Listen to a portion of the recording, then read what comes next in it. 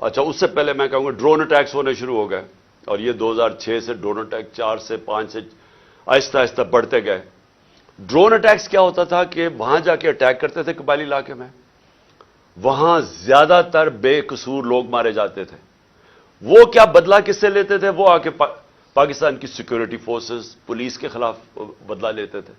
تو اس لیے میں نے ایک بہت واحد پولیٹیکل پارٹی جس نے ڈرونز کے خلاف دھرنا کیا، ہم نے پوری کیمپین کی، وزیرستان مارچ کی دھرنوں کے خلاف، یہ ڈرون اٹیکس کے خلاف۔ باقی یہ پارٹیز چپ کر کے بیٹھی ہوئی تھی اور ڈرتے تھے۔ آپ کو پتا ہے ان کے تو پیسے باہر پڑے ہوئے ہیں، تو وہ تو ڈرتے ہیں بولتے ہوئے۔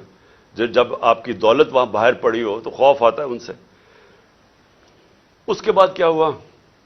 ہماری گورنمنٹ آ گئی، پختونخوا میں گورنمنٹ آئی 2013 میں۔ ہماری پولیس بری طرح ان کی کیجولٹیز ہوئی تھی، وہ ڈیمورلائز تھی۔ ہم نے پولیس کے اوپر پوری ریفارمز کی گئیں۔